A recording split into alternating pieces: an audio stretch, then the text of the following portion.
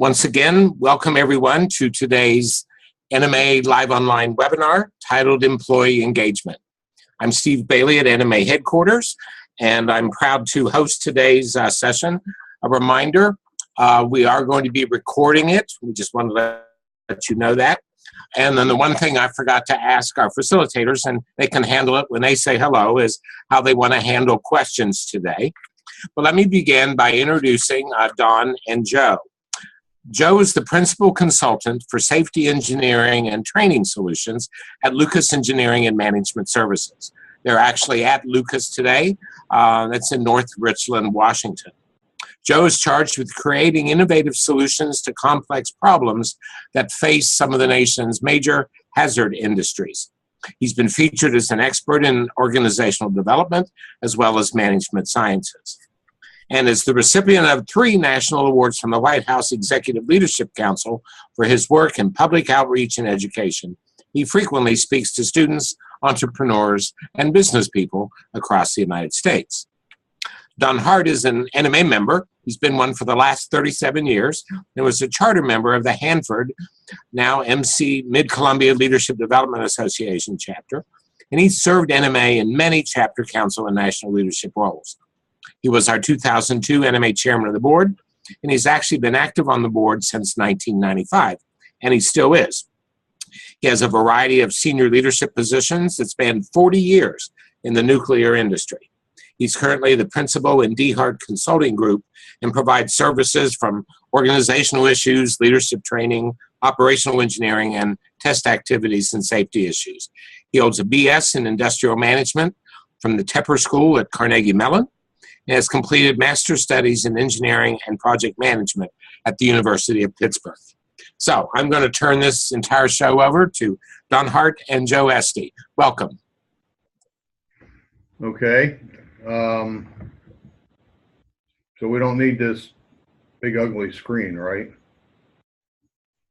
We're here this is Don, and we're here to talk today about employee engagement, engaging the head and the heart. And true to that, my cohort, Joe Esty, he's the guy with the brain in the picture, and I'm the guy with the heart, right? The heart should have heart.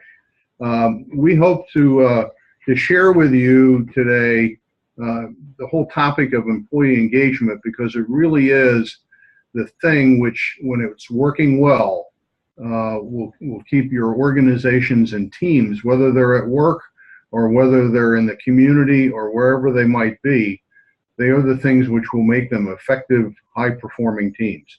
And so along the way, we'll probably share a story or two. Joe and I traded them out on us each other a few days ago, and we laughed really hard and thought they'll never get that. But that's because a long time ago, Joe was a nuclear operator in the facility I was a plant manager of. And we have become fast friends ever since then. I think it's called going through the wars. Yeah, that's right. And so we'll try and keep all this relevant to everybody, regardless of what your job is. But we will get into some stories of success, so that you can take that back with you. On the matter of questions, 2 things. Steve is monitoring the chat room, and I never know if that means he's half asleep or what. But because this is my 3rd webinar, and so he'll be monitoring the chat room, so feel free to use that.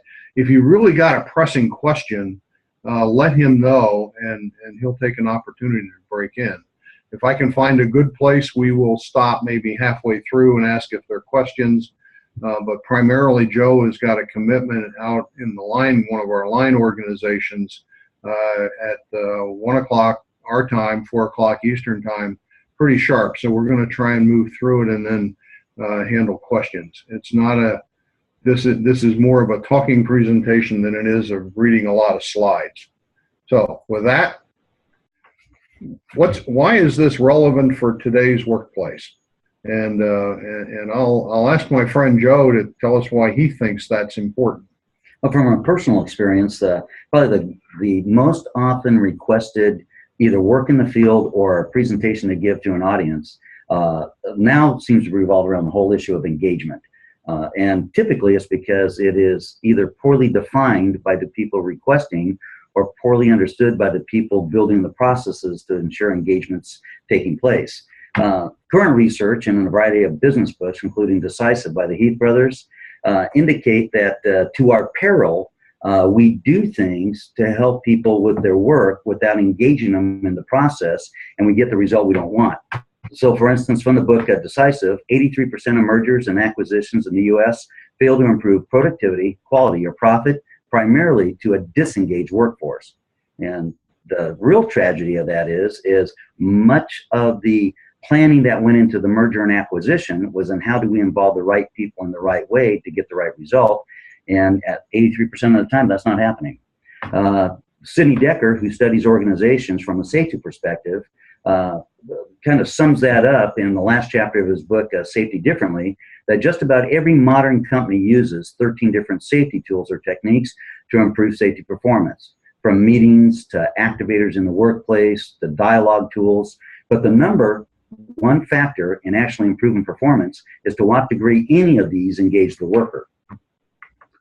So the irony for me is that as a person who is not embedded in the organization, I'm asked to help them with their engagement when they actually ought to be studying why people aren't engaged from the inside, rather than asking for help from the outside. And that's because all too often engagement is not properly defined. When people say their folks aren't engaged, they actually mean they don't attend their meetings, they don't want to attend their planning sessions, and so they think attendance is engagement.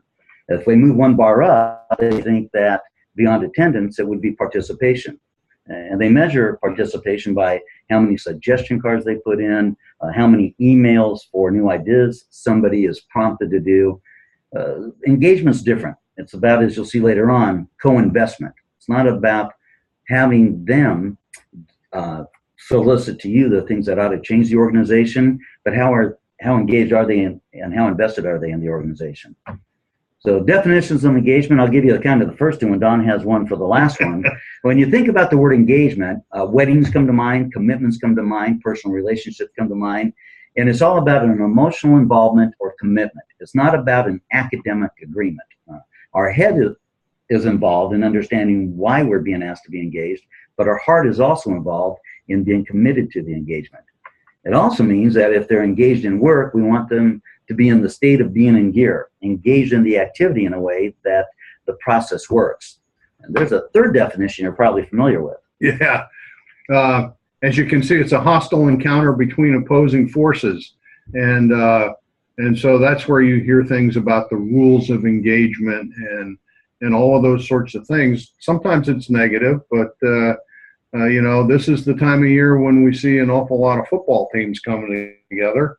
And if you think about it, the one team playing the other one that's a hostile encounter. They're pretty engaged. Yeah, That's 300-pound guys trying to get 150-pound quarterback. That's right. And of course, the state of being in gear is the offensive line blocking those guys when they're coming over. But then you go back on the other side, and the defense has got the state of being in gear when they are when the linebackers are covering for the holes that are being plugged by the linemen. And so you can think of things where top performing organizations find themselves in a hostile environment, but generally speaking, for us in the workplace, if you have a hostile encounter between opposing workforces, engagement's kind of got out of hand. Right. And so, it really revolves around the state of being in gear and people functioning together as you would see a team. And the greatest myth is that companies need to increase employee engagement. The reality is that everybody is already engaged. Too many are engaged differently. What's needed is real alignment and personal investment. It was said to me at a manufacturing plant that they had a lot of folks engaged in a different manner than the other folks would like them to be, particularly those in management. And one person summed it up this way: if I'm going to be tied to my computer or tied to this machine all day, my form of engagement is going to be not to be engaged, because I derive my self-worth by doing what you don't want me to do or not doing what you would like me to do. So they're engaged, they're just engaged differently. And so the real challenge is, how do we get everybody on the same page? And when we engage people, we don't want to just reach out to what they cognitively know ought to be done and their head. We don't want to just increase their ability. As the folks who've studied motivation and ability tell us, you need both factors for anybody to be successful at their job. So we want to reach out and make sure that they are in the state of being in gear by reflecting and an active thought process, understanding the strengths and opportunity identification within their process. So we want their head, but we also have to have their heart. And that means that they have to feel that they're doing the right thing because they know what the right thing is. They have to have the right amount of concern and care, not just in hazard awareness, but also in hazard recognition and in protecting themselves and the people around them. The threats and the things that keep them from moving forward. So I usually relate it to financial planning. The United States spends a great deal of money trying to help people understand with their head what they need to do to retire and plan accordingly throughout their life. Yet, just because people hear it doesn't mean they do it. Unless their heart's engaged in saving for that retirement, it's probably not going to happen. So just because you know something can happen doesn't mean you believe it. And an organization can't survive long if people don't believe in the right things. Right. So a few principles of engagement. These are not rules of engagement. These are principles of engagement.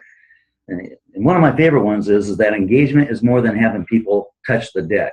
And I get that from card tricks that we do with conferences where everybody in the audience at some point in time touched the deck.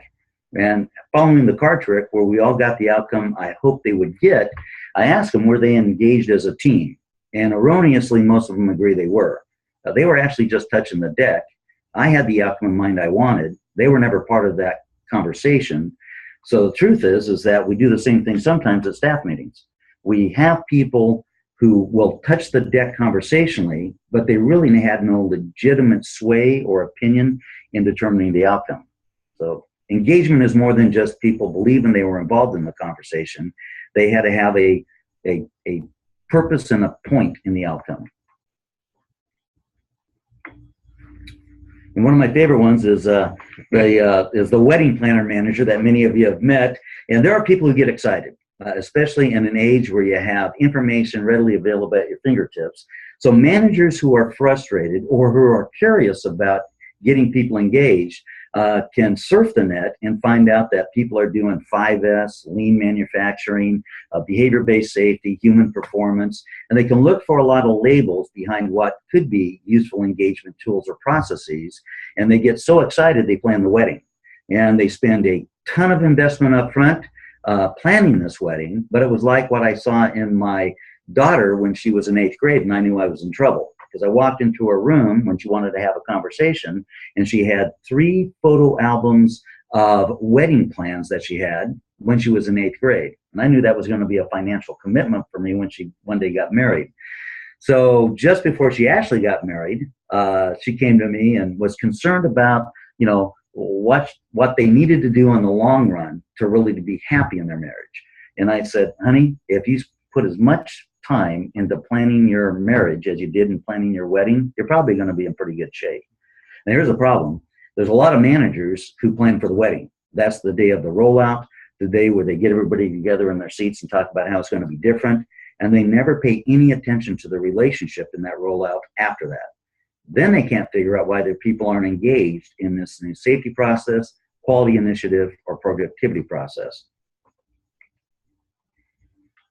And improvement programs and processes succeed when they are properly communicated and designed to increase the investment, not just the activity. If people are going to naturally get engaged, they have to be pulled into it rather than pushed into it. So all too often, the drive is to get them into it through coercion or compelling them to do it against their own resistance because they don't potentially right now see the benefit in it. When the benefit outweighs the effort at the individual's task level, people want to be engaged. When the effort outweighs the benefit, people aren't ever going to get engaged. So managers have to consider 2 things. Have I communicated what we would like them to do so we increase their engagement, and have we properly designed whatever we're doing in a way that improves their engagement. And who needs to be involved in that design? That's exactly right. And that, what I would imagine, are the people that are going to be the most important in making sure it happens. People to do the work. And we all know that individuals must be motivated and able to perform the task. When they can't perform it well, all too often we look at a new motivational engagement tool, a new type of card, a new type of program, a new button, pin, or cap, slogan of the month. And what we're aiming for is their heart, when the reality is all too often it's their head. That's the problem. They understand why they need to be engaged. They don't understand how and what engagement looks like. So if we have a process where we're telling them this would be very important, we better have a plan that sustains how important it is, built within the processes that we're using. So it's more important to consider the ability issues than it is to consider the motivational issues. Engagement has to have an equal weight on both. You know, I can remember many years ago when we were trying to bring one of our new plants online. It's actually an old plant with a new crew of operators, and we kept having problems. And of course we said, well, you guys just got an attitude. There's something not right here. You just need to understand how important this is and get off and do it. There you go. All right. That's it. And so the problems kept coming. And so we went back and took a much deeper look at it and peeled the onion back, you know, much like you might do in some planning work or some investigation work. You peel the onion back until you can get to the real basics. And what I found was that my engineering crew, and they were really good engineers who were writing the procedures, were writing them at a master's degree level. And what we were working with were people who were coming into the workplace for the first time in a long time, and so basically came in with the standard high school education and understanding of what the words meant, and now we're using words that they perhaps don't even understand what they have. So that's kind of an ability issue that takes you back further and says, and frankly, we wound up, and we must do this, you know, at least where I was 6 or 7 times before we get it right. But we overhauled the procedures so that we could put them in a form of language that, one, matched the workplace and that they could understand. But that wasn't the first initiative. First initiative was, you guys aren't trying hard enough. You don't understand how important this is. You know, those kinds of things. So it's an easy thing to have get away from you, but look first at ability and usually you'll find a key that unlocks other things. And what happens when you do that is the people get motivated because the things they can't control are being addressed. That's exactly right. I think tragically what I see a lot is when an incident has occurred in quality, productivity, or safety, there is a policy within some organizations to turn that incident over to the Human Resources Department to judge their behavior against the policy, because there's a belief that if they wanted to do it, they could have, without understanding that maybe they couldn't have done it, and that's why it wasn't done. So, and I think that's a cue, as Don said, as to what we believe to be true about individual performance. And we all know that people support the things they create, and they tend to resist the things that are given to them. Right. That's why that wedding planner mentality as a manager never pays off, because it's an event they went to that they really invested in. They just left it up to the management, who were the bride and groom, to unfortunately carry on the relationship. It was something they went to, but there's no interest in it. Now, I've seen a lot, and so has Dawn, and so have you, seen a lot of different ways we engage employees. So the issue is right now we feel, temperature check in the room, people aren't engaged in the way they ought to be engaged.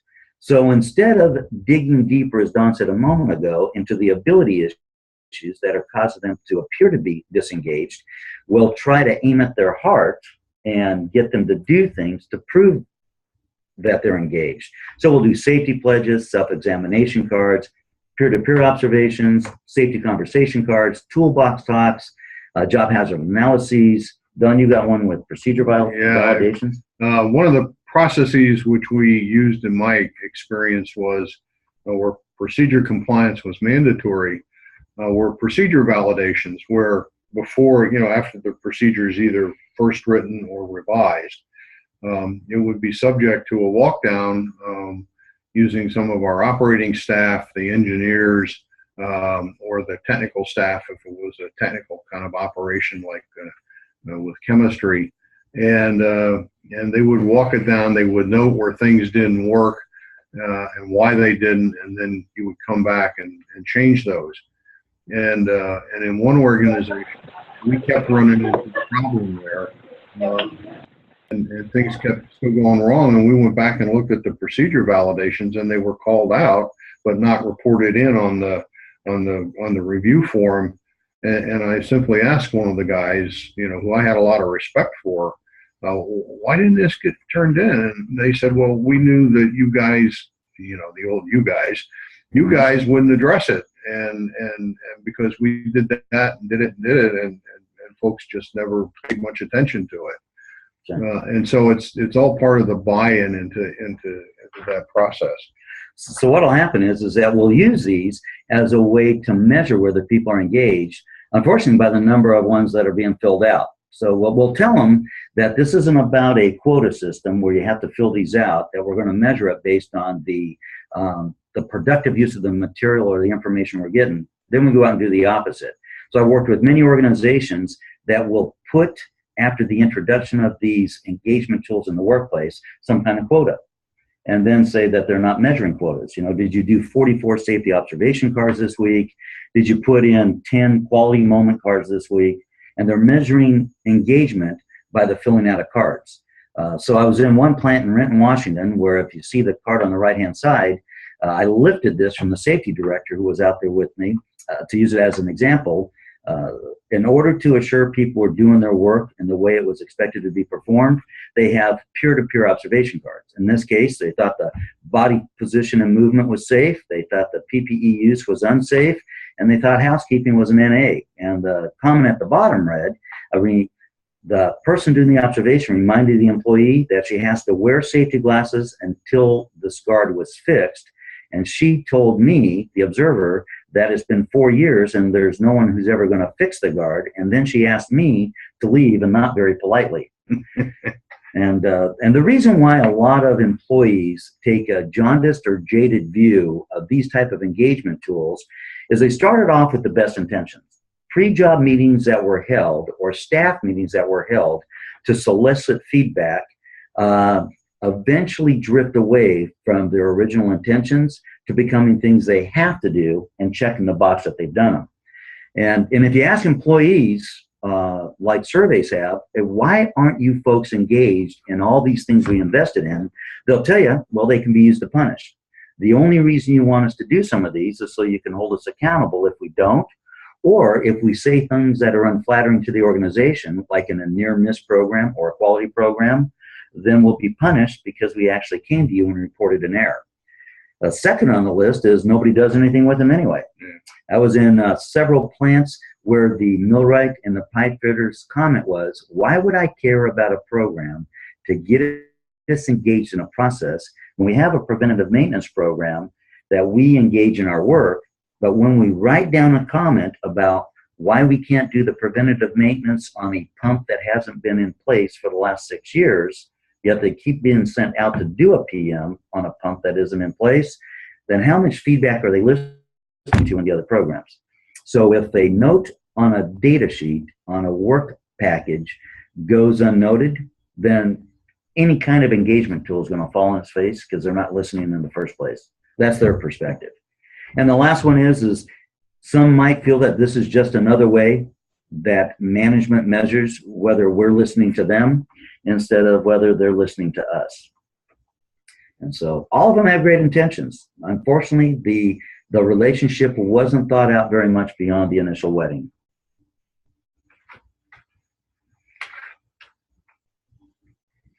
And there's a spectrum to engagement, and typically when we are wanting people to be invested in the end, and as interested as we are in the business we have to do, it can lead to polarization if the wrong type of culture has been established.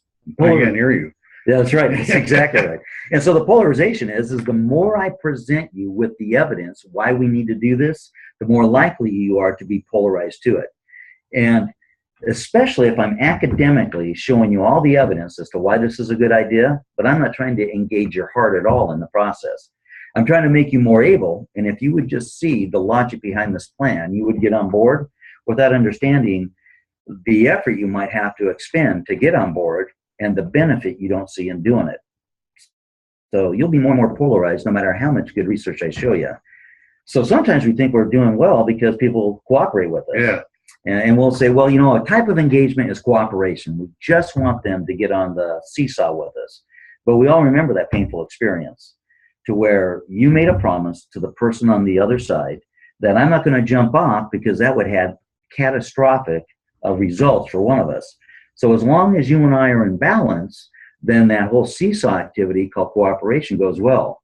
But if either one of us loses our footing or doesn't keep our promise, I might begin to think that you might not keep your promise, so I will not keep mine earlier in the process, just so I don't get burned. Recently, I worked with an organization who did things for a group because it just made sense to do, even though they're a bargaining unit organization that collectively bargains. And typically, this type of agreement would go through the collective bargaining process, the type of hours and the type of days you work. But everybody agreed, you know, skip the table bargaining. This just makes sense. Let's just do it. We don't need people to come in and try to assess that for us. 2 months later, when one of the parties needed another favor because it just made sense, the other person on the seesaw said, you see, we knew you were going to try and do something to us. And because we went ahead and agreed with you not to collectively bargain in that situation, and look what we got for the process. Right, wrong, or indifferent, that's a seesaw relationship. They're not really co-invested. They're waiting to see what the other person's going to do before they do anything. And as appealing as cooperation appears, you know, it kind of eats at trust. That's exactly right. And a fundamental piece of being successful in any type of relationship is in fact having that level of trust. So if Joe's the guy in the blue shirt and I'm the guy in the red shirt, he's toast. Yes, you know. that's right. No, really what we want is the best word for engagement or phrase is co-ownership, co-investment. You are in this together. It is our process, not your process.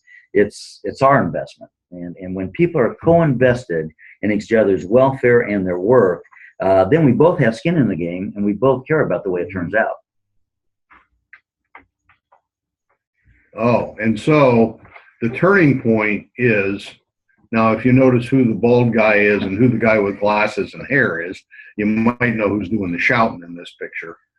But what's really true is that leaders could change their world if they stop thinking what they want from their employees and ask what they want for their employees.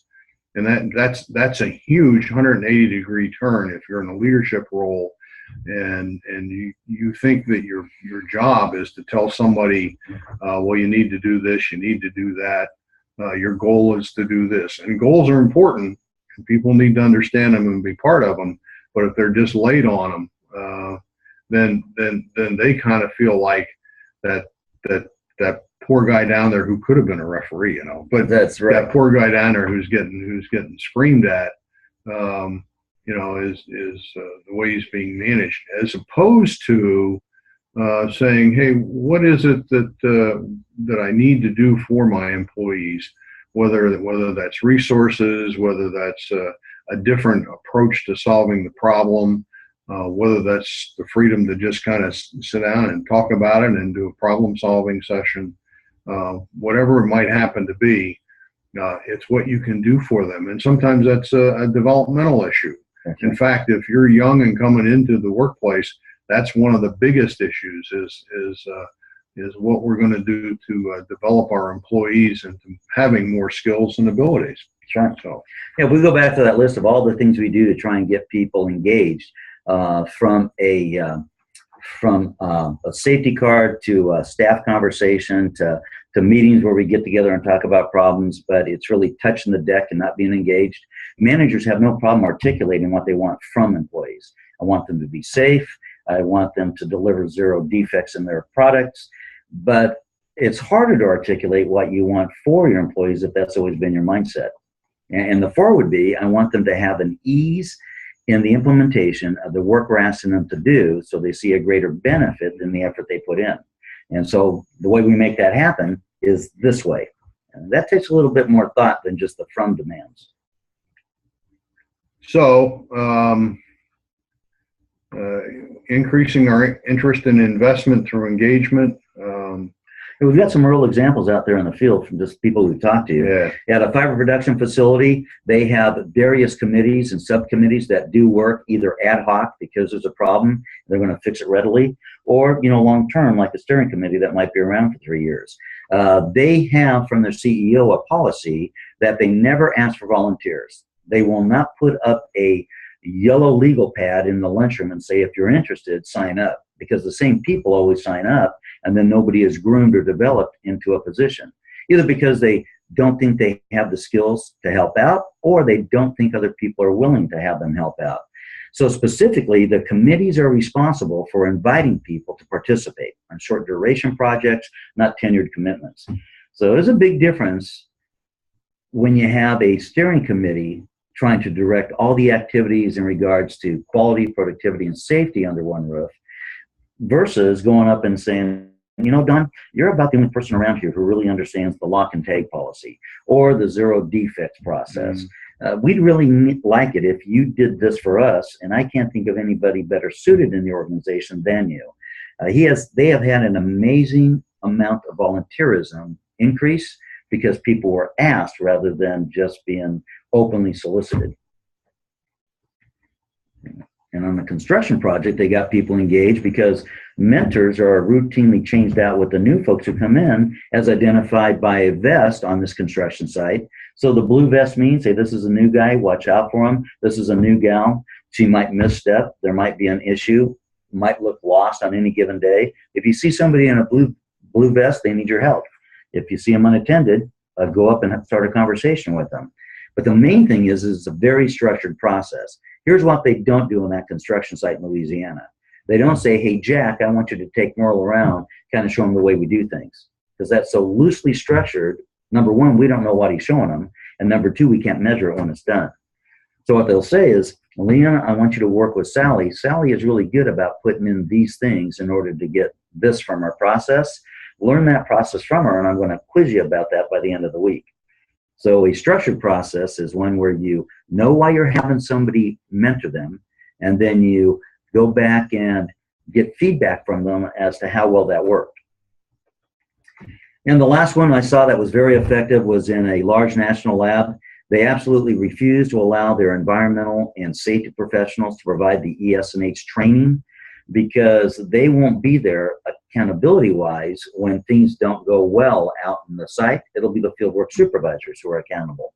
So their policy is to have the fieldwork supervisors provide the ES&H training that is mentored to them by the safety professionals and environmental professionals. What they've seen it do for them is it's unlikely the person who onboards you as a new employee in the ES&H training is going to do something contrary to what they said in the classroom. So if the first fieldwork supervisor is nowhere around in the classroom when you're having that experience, well, they weren't there when you were told not to do that or told to do that, so they may not have heard it the same way that the person explained it to you. That is difficult to come up with as an excuse if you're the person saying it. Stop work if you have to, inform somebody if you see something that's wrong. If I'm the one who told that to you and I'm your supervisor, you're going to hold me accountable to that when the time comes. Now, we have a number of folks online here who are in the professional training arena and, that's right. in many ES&H areas. So how does this work for them? It works very good. Here's what it is. Number one, a fieldwork supervisor might have a lot of knowledge, but they aren't trainers. Right. So the way the professional training folks got involved with this national lab is they did the training for the non-trainer, and then they periodically do an evaluation with the FWS to make sure they're not just walking through the slide deck, cutting it short. They are involved in the evaluation process, the development of the learning objectives, because people who are really good at their jobs aren't always good at training people on those jobs. So they get involved in the whole mentoring process. And they don't hang them out to dry. Mm. It's an interesting approach, that's for sure. Before we get into this question about looking at the strength in your workplace, are there any comments or questions from the crowd in the field out there? Give you a couple seconds, just unmute, tell us where you're from and what your comment or question is. But we do need to keep moving along, but I want to give you an opportunity here. Don, I don't see anything in the chat room, but if anybody wants to speak up, now's your chance. I can. Well, you always can, Avis. Right, Don. Yeah. This is Hi. Avis French. The reason I signed on for this particular webinar was because, as Don knows, I no longer work for salary, but I work with a lot of community service organizations. And I'm beginning to understand from what I've listened to so far that we need to do a better job of engaging volunteers. Oh. They have the heart, they have the motivation, but a lot of times the head doesn't come into play with everything else. So I'm looking for some hints, and I've already heard of a couple, so thank you. Okay. Yeah, I think that's very important. You know, Yeah. people, it's always easier when you believe somebody's heart's always in it. The problem is if their heart's totally in it, but they can't put them in a state of being in gear and their head doesn't get into it, they'll be frustrated eventually because they know why they want to do something. They just don't know what and how has to be done. So, And they don't necessarily know the why. exactly. Yeah. Okay. Thank you. Anybody else? Thank you. Okay. We're going to move right along and talk a little bit about some techniques that one can use to really get folks engaged. And as you'll see at the end of the slide, this is from Marcus Buckingham's book with another author on First Break All the Rules. The year I became chairman of the board, I was sworn in down in Denver, and they have a drawing throughout the NMA conference when they do that. And this book came up with the drawing, and I won the drawing. And of course, you know, being a sports official, they all thought it was real funny that I got a book that says First Break All the Rules. But if they knew me as a person, they'd know that I do a lot of that. That's right. In terms of improvement, not in terms of just having a good time breaking rules. You know, it just dawned on me, Don, that when I was a nuclear reactor operator working for you, I don't think you would have given me that book. Probably not. But of course, the Gallup guys were the ones behind this, and when Buckingham was working for them, and just to put a little context on it, they looked at 20 years of the history, and they talked to 80,000 different managers. They had several million answers to questions they asked very probingly, and then they went and sifted through all the data, and they weren't looking for the answers that got, we always agree with this all the time, we disagree with this all the time. You know, they were looking actually for things which made a difference in terms of how people became engaged in their organizations, and they were very surprised with the results. And it came down to the 12 questions. And those of you who are familiar with this approach will recognize when I say 12 questions what we're talking about. I have used this approach in any number of different places, both in a volunteer situation and also in a professional situation. And we'll talk a little bit about that. And I have found these 12 very straightforward things. If you can answer them in the workplace that you're in or the situation that you're in, you're going to find that you got a high performing team. And so it's not necessarily a recipe for it, but it's a if you can get at them in some kind of detail, that you're going to find that there are 2 I need to work on out of the 12, and if I get after them, I'm going to have a pretty strong organization. And I'll talk a little bit about my personal experience with some of that as we get done. First thing I want you to do is ask yourself and ask your team these questions, but ask yourself first, because when you ask your team, you may get something different. 1, do you know what's expected of me at work? That was the most important thing which came out of these 12 questions. And you say, well, how can that be? Well, if you don't know what the expectations are, you don't necessarily know what 0 defects means. You don't know what it means to be safe. You don't know specifically what you're supposed to do so you're successful. And this is, this was kind of a hidden question that just sort of bubbled up to the top of everything. But think about it and what frustrates you in your workplace. Because I'm one of these guys who doesn't like a lot of direction. And so I kind of figure everybody else is that way, or at least I used to. And so when I didn't give them a lot of direction, they looked around like, well, what does he really want me to do? So it really is a case of what is expected. Now, once you know what's expected, it's reasonable for the person to say, do I have the materials and equipment I need to do the right job? And so often we will assume that you got to make do with what it is. We in fact have got you the best thing, so just go get it done, okay? Rather than saying, what can I do for you to help you get your job done most effectively? I think in many instances we have to start from a position that says people want to be trusted, they want to do their job right, and so what do we do for them to make that successful? 3, at work, do you have the opportunity to do what you do best every day? This is a subtle question because it may mean that you're a manager of some kind, or you may be a professional and you're really good at doing some things, but your career has kind of moved on a little bit, and so you're in a different situation. You still should have the opportunity to do something, an hour a day that is what you're really best at. And what you find is when people can take those kind of projects on, you'll get results that will be unbelievable to you in terms of what you originally expected. In the last 7 days, I love this, have I received recognition or praise for doing good work?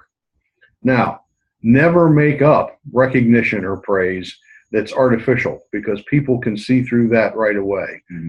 But if you believe in, and people know what's expected, they have the right tools, they have the opportunity to do their best every day, some of these things are just going to jump out right at you. I can remember when I first was coming through as a line supervisor, one of the things my boss said to me, well, I just expect you to do whatever is right, and I always expect good work. So if you don't hear from me, it's good. The problem with that is it's not reassuring, particularly in some situations where there's lots of uncertainty. Sure. And so you got to, this feedback routine goes both ways. And when somebody's done something really well, or a team's done something really well, it's worth your while. And to do it once a week, kind of really cool. That's always one I had a tough time with. Does my supervisor or somebody at work seem to care about me as a person? This seems awful touchy-feely, but the truth of the matter is that if you are the shepherd and they are your sheep, so to speak, you should care. You should be concerned about what's going on at home with them and their family, and not to just have something on a 3x5 card that says, Joe's wife is Lynn, and now I'll go up and say, how's Lynn doing? Okay, but knowing what some situation is, having just a conversation about what's going on, or what are you doing, kind of what you got going on this weekend, things that kind of keep you keyed in, so people will talk to you when things get tough. I think an important one there, Don, is I think the key words there are seem to care about me. It's rare for us to meet a manager who doesn't really care about their people. I don't think they get there without doing that. But I don't know if the perception on the other side is always there that they do.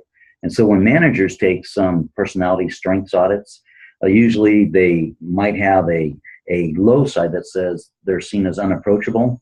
And the folks who get that usually can't believe people see them that way. They are not as self-aware as the other people are about them. So it's maybe that's tied into 4, and that if they would spend more time talking about the positive soon and concrete things people are doing, the seeming to care would go away. Yeah. This one's really important. Is there someone at work who encourages my development? Now, if you were on the webinar 2 or 3 months ago, and the last couple where we've talked about, generational differences, I happen to believe this has always been true. A lot of the young people who are coming along today, the thing they crave is to continue to get development, and not necessarily in their technical field of expertise, but in engineering. Folks like to know how you go through processes and how you invent things and how you come up with them, not just the engineering principles involved, or what's somebody doing off in HR, or they just crave a lot of development work, and it needs to be somewhat structured and planned out. But boy, if you can keep working on people's capabilities and skills, they're going to want to stay with you for a long time. At work, do my opinions seem to count? Or do they just touch the deck? Yeah, that's right. Yeah, but once again, if you're the person doing things and looking at this upward to the boss, if my opinions don't count, pretty soon I'm not going to say anything, or I'm just going to go along with the group, that sort of thing. When in fact, one person can oftentimes, save the project. You bet. Does the mission purpose of my company make me feel my job is important? That when you answer that question, that sounds like a mouthful. But if people tell you stories like your leaders, or if you're a leader, tell stories about what wonderful experiences you had, or how important this is, what the output of what it is you are doing means. That sense of meaning and purpose needs to come through. And so often we just assume that when people read it in their onboarding materials coming in, that they know exactly what the mission and purpose of my company is. And when in truth, they're just, off working in a smaller portion of the company, and how all does it relate? In a way, it goes back to that phrase that Avis just used, and that is the why of what you're doing. But if they understand the mission and purpose, they'll understand why there are high standards that are expected to be met. 9, are my coworkers committed to doing quality work? If you're on a team, there's probably nothing more important than knowing that your team members are committed to doing quality work, because the end product then reflects the work of the team. And it is no better than the poorest piece of quality that's done. It's very much like the weakest link in the chain. Do I have a best friend at work? This one always gets a chuckle, and I'm glad everybody's muted. But the truth of the matter is, this doesn't need to be somebody that your family's intimately familiar with. This just needs to be a friend at work that you can sit down and talk to, or they can talk to you. Or because it happens to, what it does is it brings a perspective on what you're trying to do and puts context around things.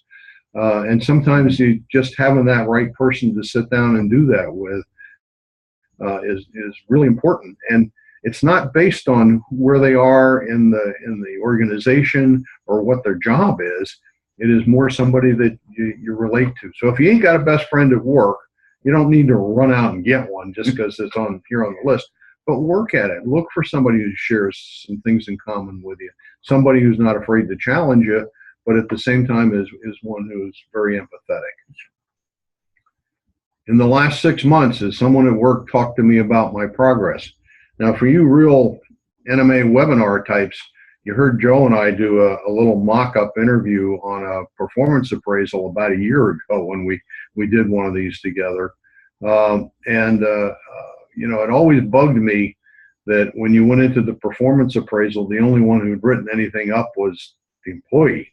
It really is a leadership management function to do that, and to do it not just once a year, but to do it as goal times are coming up. And you know, and yeah, this means you got to have a tickle list, and it can almost seem administratively overwhelming, but it doesn't have to be. You can do this on just a drop-in conversation when you're up, you know, making sure you're showing how much you care about the employees that work for you, and by having a sense of what their progress is and what the targets were.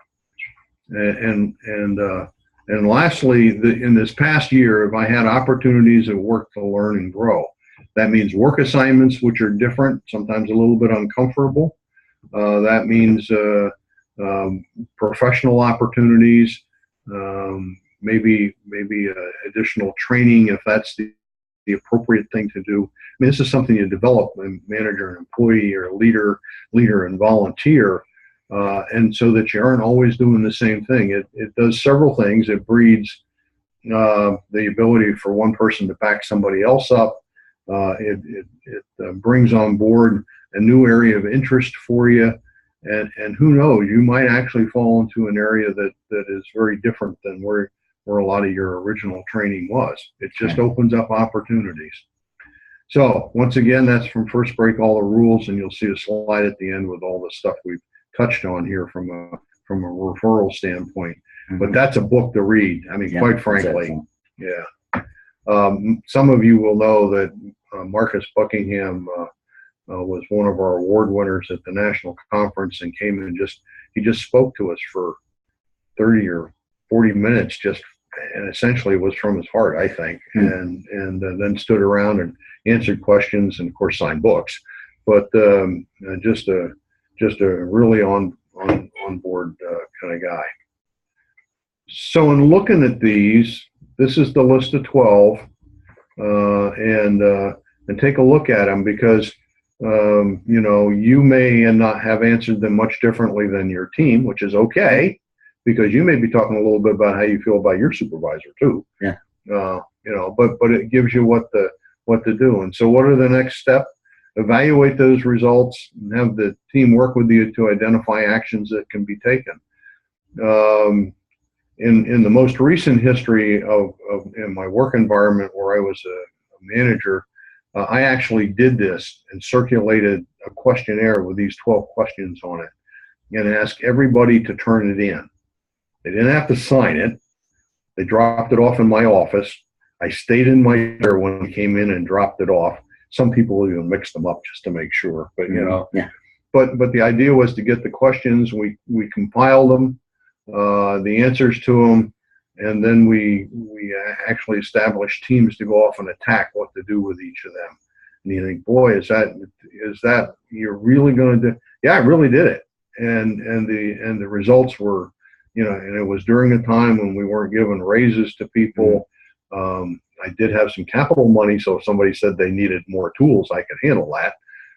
But really, you know, we learned how to work together better, because it gave us sort of a community set of values that we were working on.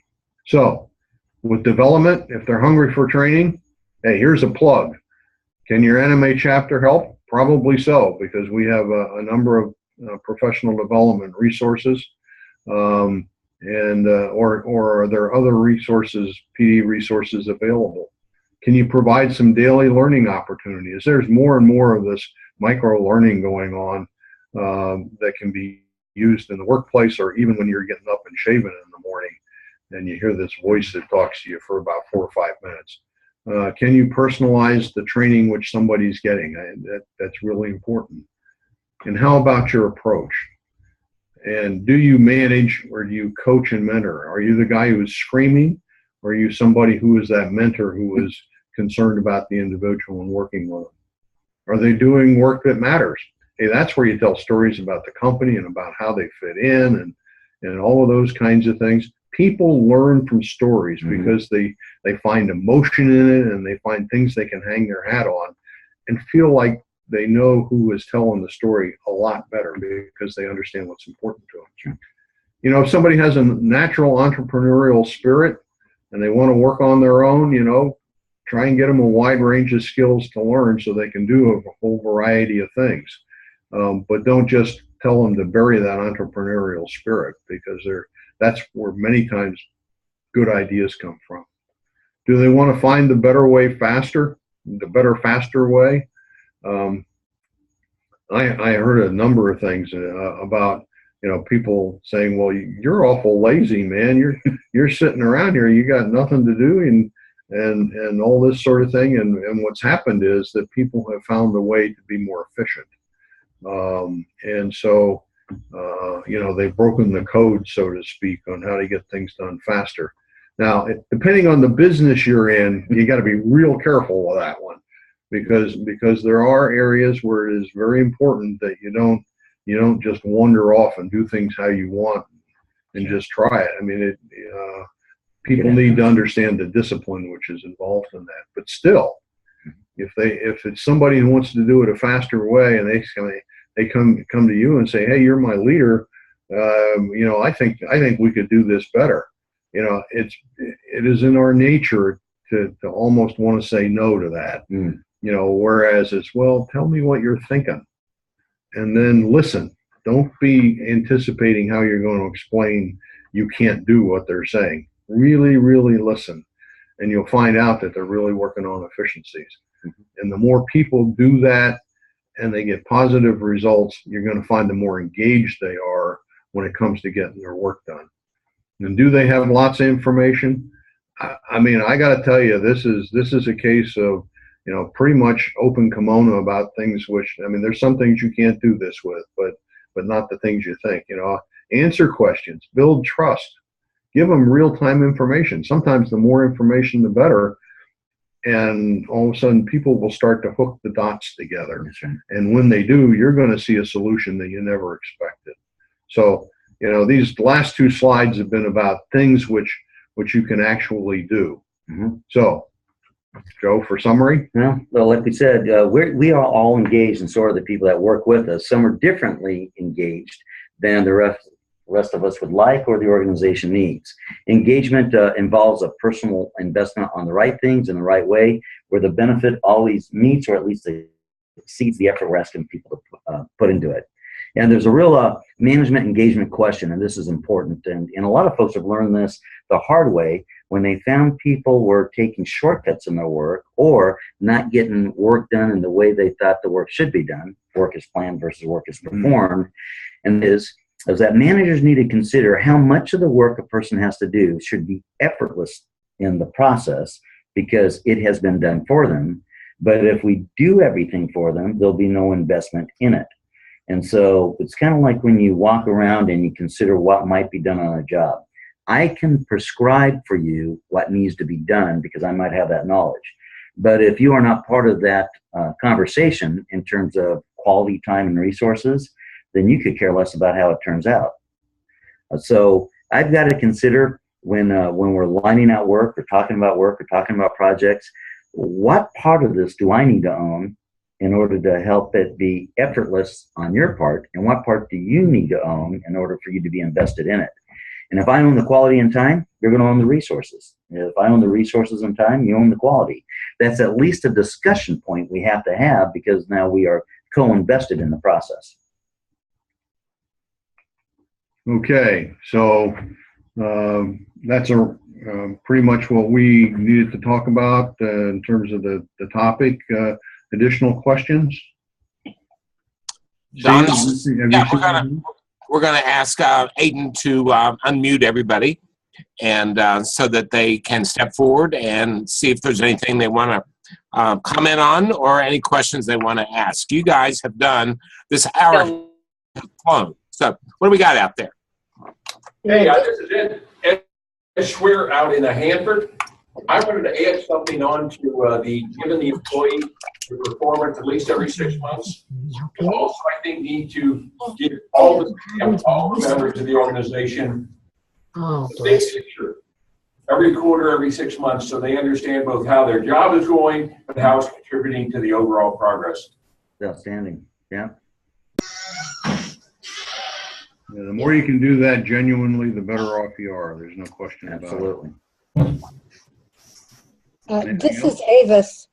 I like the caveat that you put in about better and faster, because in some situations that's a gray area. Better might not necessarily be faster and vice versa. And people have to be able to weigh that and come up with a workable solution for everybody.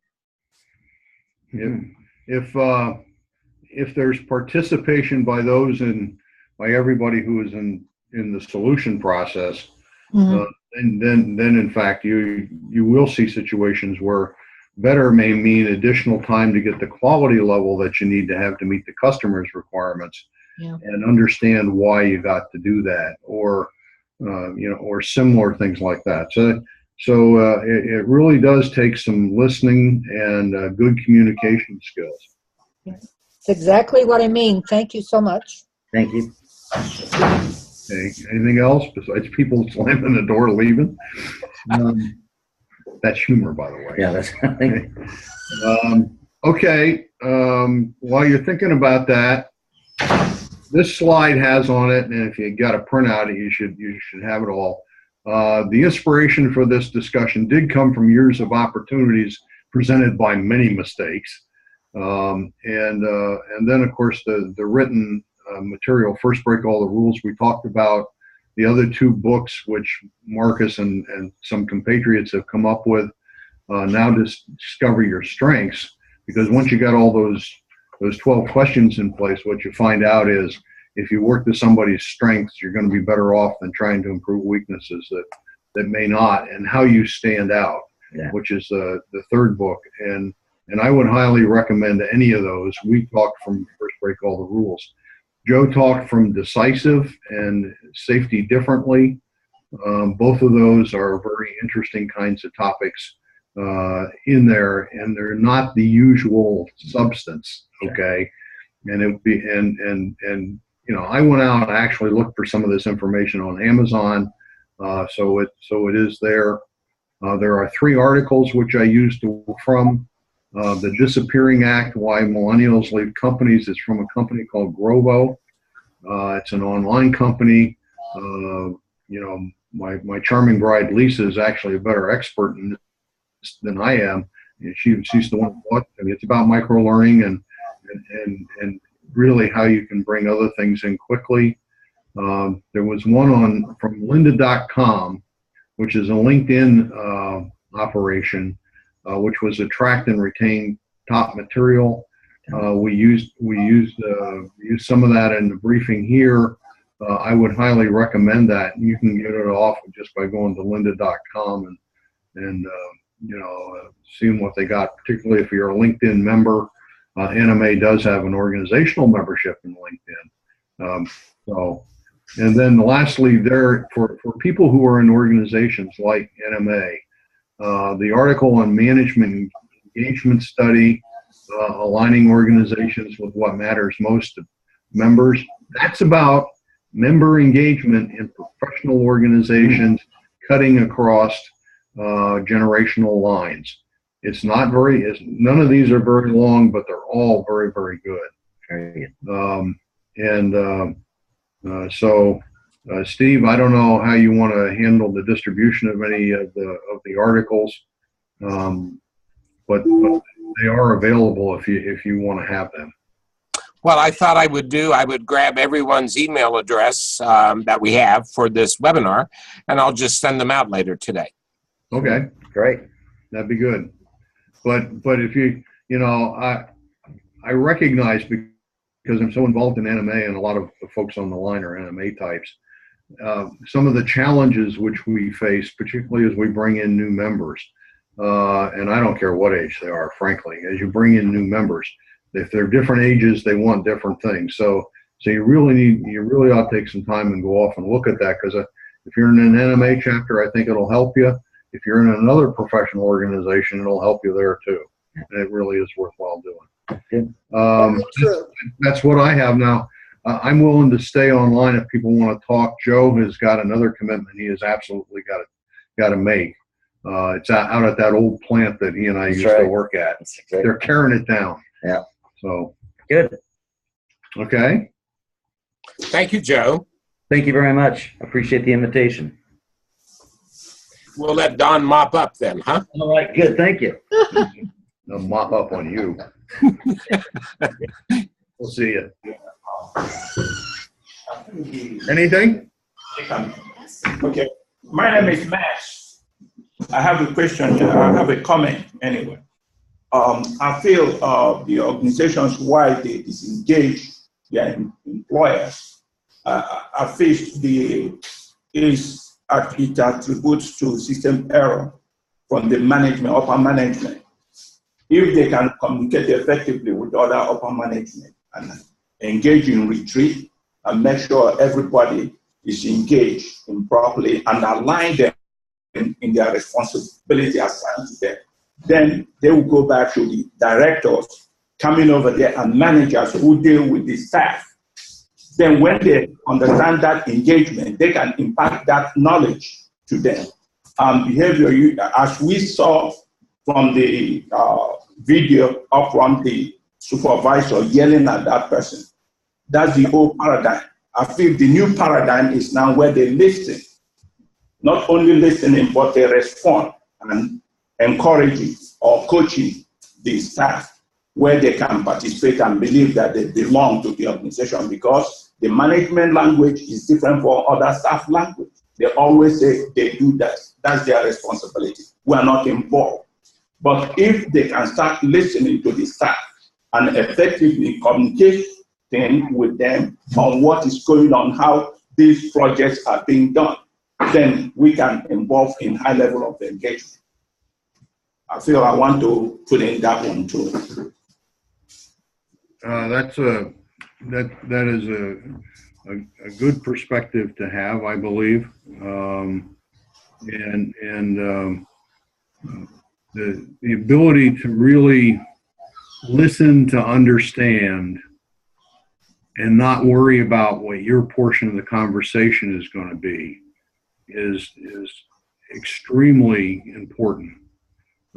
Take the time to listen, then formulate an answer, or take the time to listen, and if that means you got to sit down and really have a long discussion with somebody, that's the right way to go about that, to get people involved. Because if you do the old paradigm of the in your face kind of thing, people will basically just shut you off, and so you lose out on a lot of opportunity. All right, thank you. Okay. Yeah, that's the problem we have with other stuff. Don, early on in the first half of this, you were talking about when you're asking for volunteers, and this is at work, or certainly to Avis's point, in a volunteer organization, you guys stress the importance of just don't ask for volunteers, but invite people to participate. And I like the fact that you use the word invite.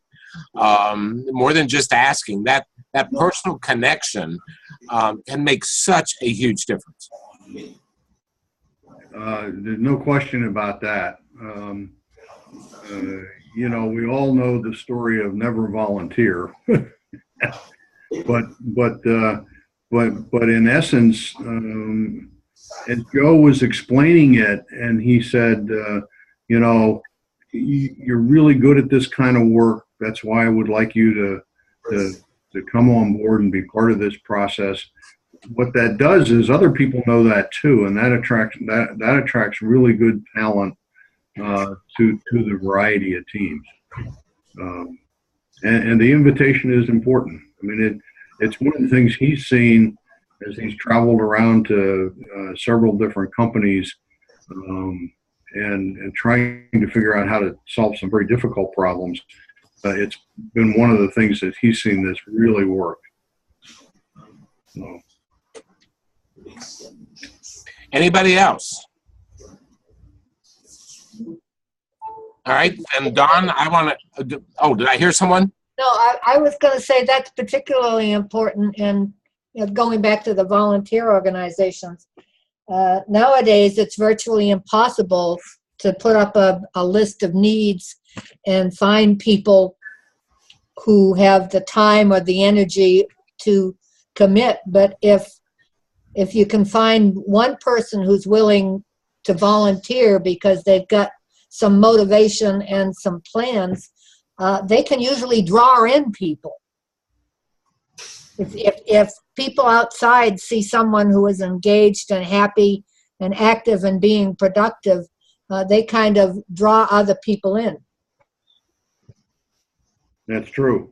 There's nothing like success to attract folks. And, Absolutely, absolutely. and, you know, and if you're forming a team, there's nothing wrong with sitting down and saying, I really want you to be on this. Uh-huh. And okay, now who else should we invite that you would like to have, you know, that kind of thing. And this is not building a good old boys network. This is really saying, you know, who else have you seen in the organization that would be good and strong in an area that you need. Well said. Thank you. All right. Well, Don, on behalf of everybody, I want to thank you and Joe. I think these things are a lot of fun when there's two of you. You two both are a team. You do this well. I look forward to getting these articles that I have seen out to everybody. They really are as good as Don says they are. And we're going to talk Joe and Don into doing this again in early 2017, doing another webinar because you guys are really good at it. So I appreciate it. Any last thoughts from anyone? Okay, Don, you get the last word. Okay. It's been a pleasure for Joe and I to do this again. I do like teaming. Some of you may remember I did one of these about 1.5 years ago with Gordon Beecher on conflict management. And so, you know, as we look at the long list of items which we got to do, you know, I mean, we actually really sit down and plan out what webinars we want to do and who's best to do which ones.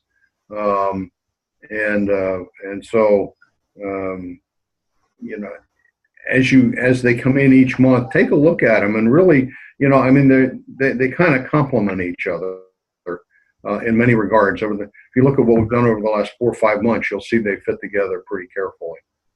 And Steve, I can't remember what's for next month, but actually, it's going to be Bob Noel from Boeing Huntington Beach is going to be leading one on risk management.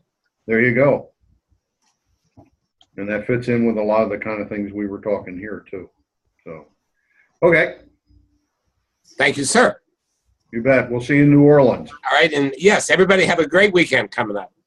Thank you.